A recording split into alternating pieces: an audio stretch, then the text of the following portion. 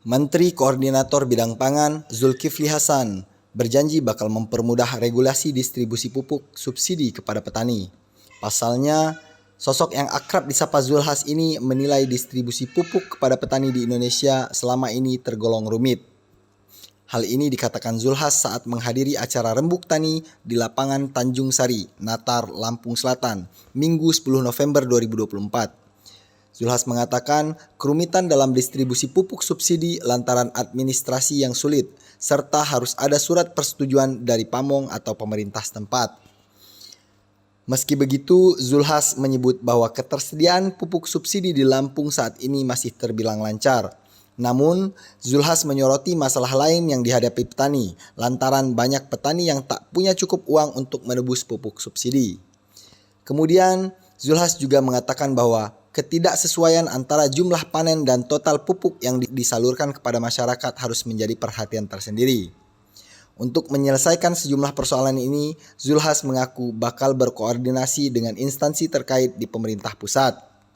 Di samping itu, Zulhas juga bakal mengusulkan Badan Urusan Logistik atau Bulog tak akan lagi hanya sekedar urusan komersil, di mana Bulog yang kini merupakan bagian dari BUMN bakal diusulkan untuk dirubah fungsinya menjadi stabilisasi urusan logistik nasional.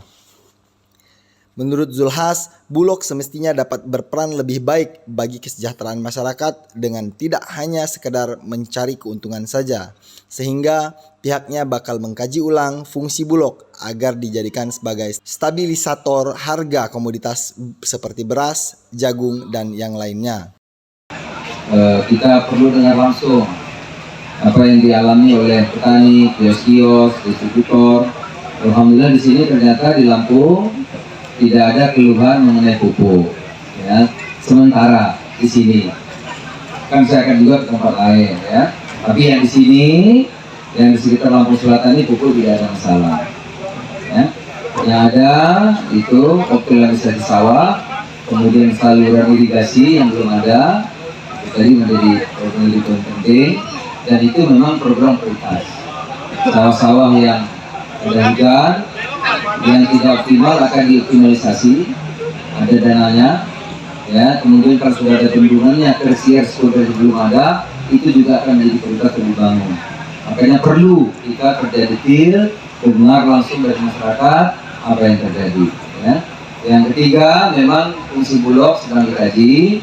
Kalau sekarang dia di bawah BUMN komersil, ya, nantinya akan diusulkan untuk jadi fungsi stabilisasi. Sehingga bisa nampung jagung, bisa nampung gabah petani, sehingga harganya tidak turun naiknya tidak terlalu tinggi, gitu ya.